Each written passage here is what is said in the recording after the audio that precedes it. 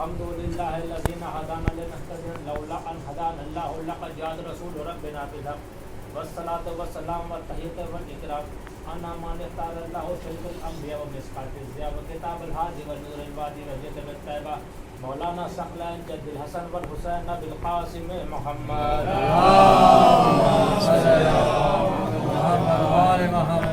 अम्मा बाद क़ाल अल्लाहु इमाम मोहम्मद बाक़र अलैहिस्सलातु वस्सलाम अल्लाहुम्मा अर्ज़ुक़नी शफ़ाअतल हुसैन वल यौमल वरूद सलवात अल्लाहुम्मा सल्लि अला मुहम्मद व आले मुहम्मद। अब इसके भी आगाज़ गुफ्तगू हो आप हज़रात से बुज़ुर्गान मिल्लत शोहदा के मातमदार मेरे छोटे भाई आप सब एक जगह इकट्ठा हुए हैं इसलिए हुए हैं कि अपने गम को गम शब्बीर में मिला देने के लिए, वो इसलिए कि जब इंसान अपनी खुशी को किसी की खुशी के साथ बांटता है तो खुशी दुगनी हो जाती है और जब गम बांटता है तो गम कम हो जाया करता है।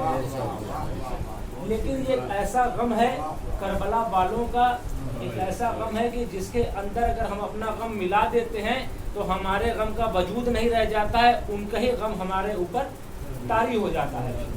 क्योंकि जितने भी इसाले सवाब की मजलिसें हैं इसमें जिक्र किसका होता है, जिसकी मजलिस पढ़ी जा रही हो कितना भी बड़ी शख्सियत हस्ती क्यों ना हो उसका जिक्र नहीं होता, बल्कि जिक्र उसका होता है जिसका जिक्र बालातर है। क्यों? जहाँ पर बालातर चीजें आ जाए वहाँ पे पस्ती का जिक्र नहीं हुआ करता है। तो इमाम हुसैन की वो शख्सियत है कि जिसकी शख्सियत की अगर बात की जाए तो उनकी शख्सियत के आगे किसी भी शख्स का जिक्र या किसी भी शख्सियत का जिक्र हो ही नहीं सकता है। मैंने आपके सामने ज़ियारत आशूरा के एक फ़िक्रे को सरनामा सुकन करार दिया है। ये पूरी ज़ियारत आशूरा कामिल ज़ारात में इमाम मोहम्मद बाक़र अलैहिस्सलाम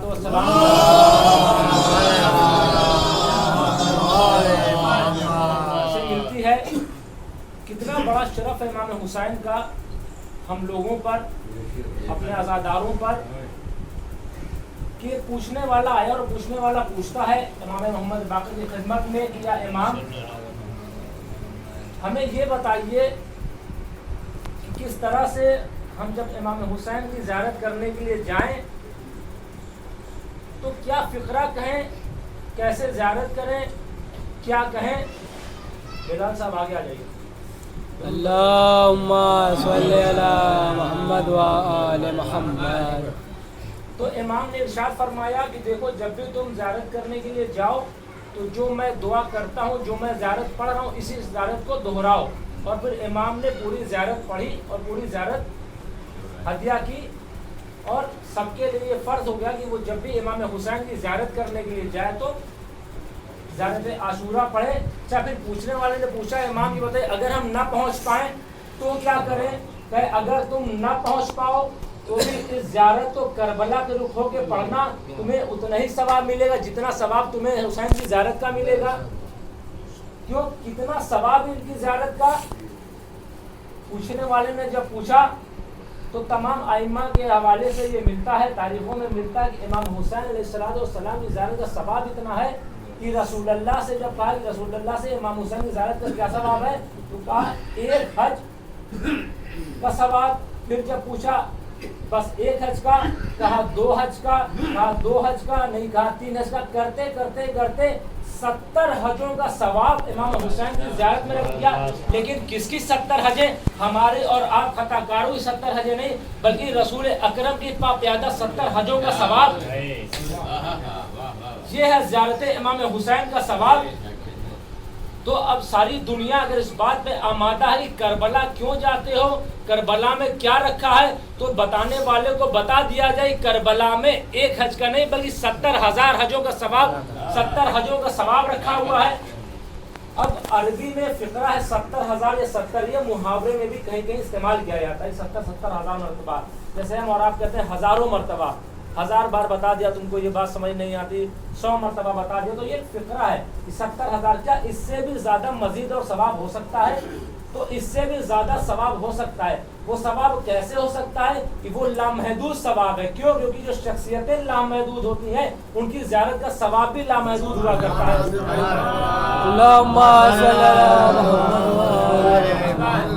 कौन है हुसैन? क्या शख्सियत है इमाम हुसैन अलैहिस्सलाम की? क्या शख्सियत है इमाम हुसैन?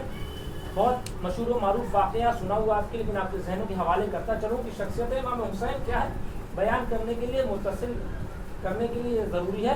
इमाम हुसैन अपने घर से निकलने के बाद मस्जिद में तशरीफ़ ले गए। अब मस्जिद में मंजर क्या है? मस्जिद में रसूल खुदा नमाज पढ़ा रहे हैं। मंजर क्या? रसूल खुदा नमाज पढ़ा रहे हैं। रसूल खुदा नमाज पढ़ रहे हैं। इमाम हुसैन मजमे को चीरते हुए, सफ़ों को दरकिनार करते हुए रसूल अल्लाह तक पहुँचते हैं।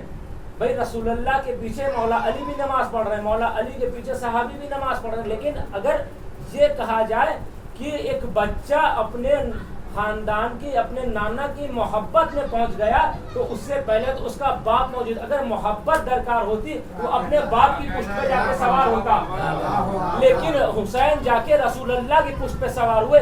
इसका मतलब ये नहीं है कि हुसैन ने अपनी मोहब्बत अपने नाना से गई, बल्कि इसका मतलब ये कि इमामत दिखाना चाह रही है कि जब इमामत रिसालत की गोद में आ जाए या रिसालत की पुष्ट पे आ जाए तो अल्लाह की इबादत को तवील दे दिया करते हैं। तो अज़ीज़ान मन, जब इमाम हुसैन पहुंचे और रसूलुल्लाह की पुष्ट पे सवार हुए, रसूलुल्लाह सजदे में, इमाम हुसैन पीछे से गए और पुष्ट पे बैठ गए। अब रसूलुल्लाह सजदा करते हैं। जरा मुझे बताइए कि नमाज में अल्लाह ने 2 सजदे, एक वाजिब एक मुस्तहब, 2 सजदे रखे हैं। अगर आपने तीसरा सजदा कर दिया जानबूझ के, आपकी नमाज बातिल हो जाएगी कि नहीं? मौलाना तारीफ करेंगे कि नमाज में 2 सजदे दिए। ये 2 सजदों का मफहूम क्या है? पहला सजदा ये बताता है कि तुम मिट्टी से बने हो, फिर उठने के बाद गुरूर न करना, अस्तगफिरुल्लाह रब्बी व अतूबु इलैह। दूसरा सजदा बताता है इसी मिट्टी में चले जाओगे। अल्लाह ने 2 सजदों के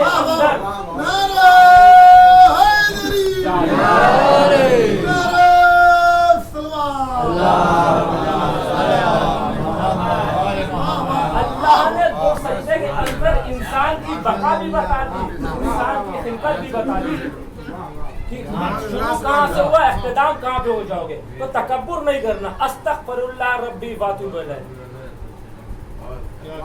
अज़ीज़ान मन, इमाम हुसैन अलैहिस्सलाम पुश्ते रसूल पे सवार है। रसूलुल्लाह ने 2 सजदे किए। अब रसूलुल्लाह के ख्याल को तारीख में लिखा कि रसूलुल्लाह चाहते हैं, अब ये तो रसूलुल्लाह का ख्याल था, उन्होंने बताया नहीं चाहते नहीं चाहते हैं। ख्याल ये बयाना जाता था कि रसूलुल्लाह चाहते हैं सर उठाना, लेकिन जब एहसास हुआ कि पुश्त पे हुसैन है, मैं बढ़ के सवाल करूंगा। जब भी आप नमाज पढ़ते हैं और आपकी रुजू अल्लाह की तरफ होती है और सामने से कोई गुजर भी जाता है, तो आपको ये एहसास होता है कि कौन गुजरा, तो वो रसूल जिसके पीठ के ऊपर कुछ सवार हो। इमाम हुसैन तो क्या पहली दफा में रसूल अल्लाह को एहसास नहीं हो गया कि मेरे पुष्प पे कोई सवार है। पहली दफा में दुरूद मोहम्मद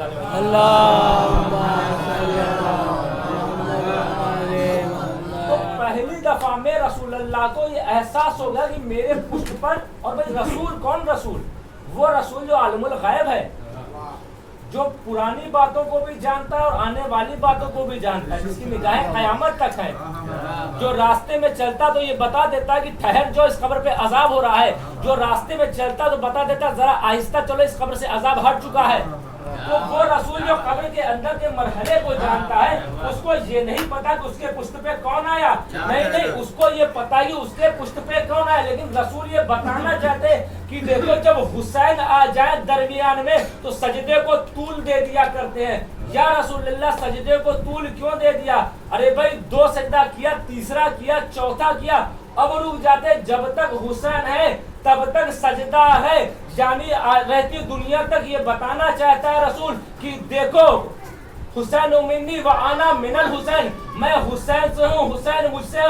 آج یہ حسین میرے سجدے کو طول دلا رہا ہے، کل یہی حسین میرے سجدے کو بچائے گا۔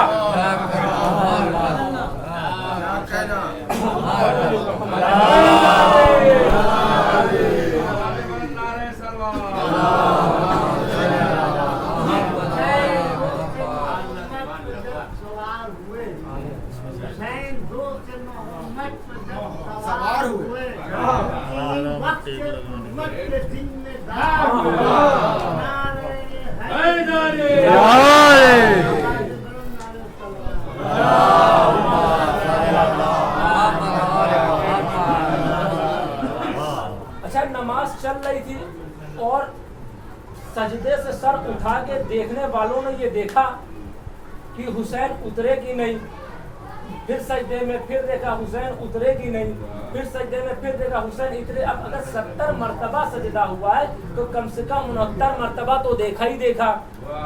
اب 69 مرتبہ سجدہ دیکھا، فقرہ کے والے 69 مرتبہ سجدہ دیکھا، نماز ختم ہوئی، رسول اللہ نے کسی سے نہیں کہا کہ تمہاری نماز باطل۔ بھائی پیشے امام کوئی ارکان ادا کر رہا ہے اور اس کو یہ پتا چل جائے کہ پیچھے والا کچھ دوسرا ارکان ادا کر رہا ہے اور ایک مجمع ہو، سب اٹھ رہے ہیں، بیٹھ رہے ہیں، دائیں بائیں تاک رہے ہیں، تو پوچھنے والا پوچھے کہ بھائی ایک جا ہوئے پوچھے بھائی آپ نماز پڑھ رہے تھے تو فلاں آدمی یہ کر رہے تھے، تمہاری نماز باطل۔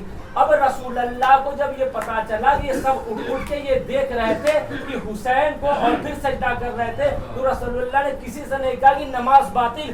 کیوں نہیں کہا؟ کیونکہ رسول اللہ کو یہ معلوم ہے یہ سجدہ کر رہے تھے اور سجدے کی بقا کو دیکھ رہے تھے، اور سجدہ کرنا اور خیال میں سجدے کی بقا کو آ جانے پر نماز باطل نہیں ہوا کرتی ہے۔ ان کی نمازیں اور ہوں گی جن کی نمازوں میں اگر حسین آ جائے تو نماز باطل ہو جاتی ہے۔ بھائی یکجا ہوئے، اکٹھا ہونے کے بعد رسول اللہ کی خدمت میں گئے اور خدمت میں پہنچنے کے بعد رسول اللہ سے کہا یا رسول اللہ، اچھا آپس میں یہ گفتگو ہوئی کہ یہ امام حسین رسول اللہ کے پشت پہ تھے تو اتنا سجدہ ہوا، اب ذرا ذرا کے پوچھا جائے کہ کیا مسئلہ ہے۔ رسول اللہ خدمت میں گئے اور کہا کہ رسول اللہ ایسا ہے کہ یہ جو اتنا سجدہ ہوا ہے تو کیا اب کیونکہ رسول جو عمل کرتا وہ سنت ہو جایا کرتی ہے، تو یا رسول اللہ ذرا مجھے یہ بتائیے کہ اگر کوئی ہمارے گھر کا بچہ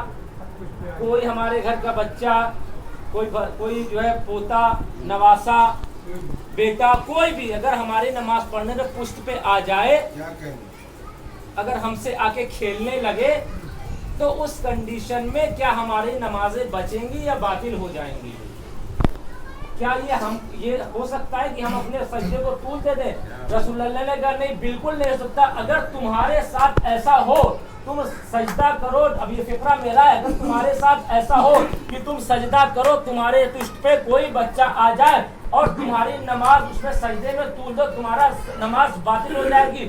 کیوں ہو جائے گی؟ کیونکہ یہ حسین ہے، یعنی رسول بتانا چاہتے ہیں کہ حسین اور ہے، عام بچے اور ہیں، یعنی یہاں پہ امام حسین نے صرف حسین کی نہیں بلکہ رسالت کی بھی ضمانت لے لی، یعنی حسین بتانا چاہتے ہیں اگر حسین اور ہے تو کوئی بچہ اور ہے، اسی لیے رسول اور ہے، تم اور ہو،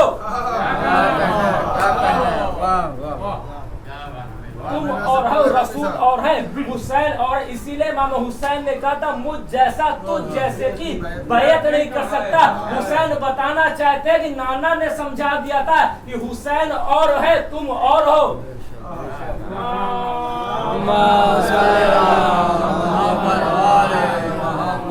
کتنا بلیغ ہے، کتنا آپ دیکھیے اللہ نے کیا اہتمام کیا امام حسین کے سلسلے سے۔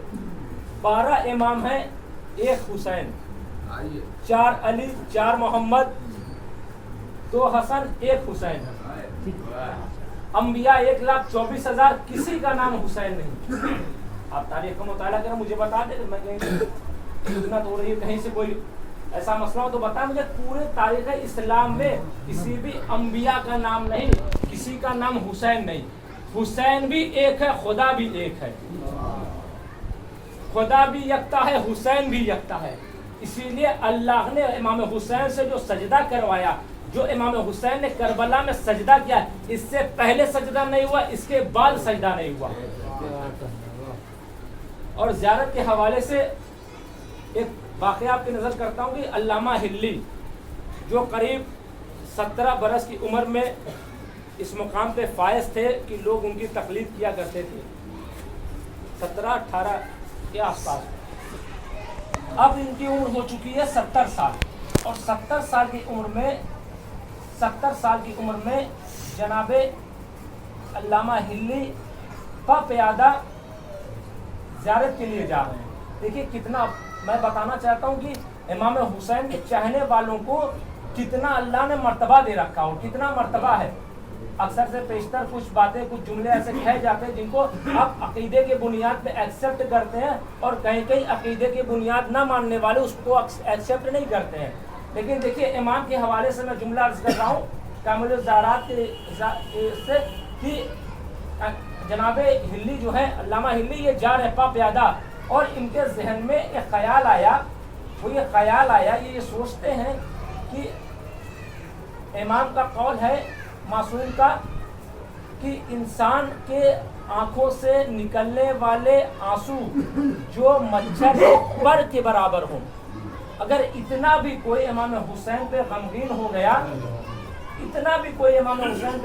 گیا، تو اس کے لیے شفاعت ہے، جنت ہے اس کے لیے۔ اب یہ سوچتے جا رہے ہیں، اور سوچتے جاتے جیسے یہ آگے بڑھتے ہیں اور سوچتے ہیں کہ یہ میں نے کہاں لکھا یا کہاں میں نے پڑھا اس چیز کو۔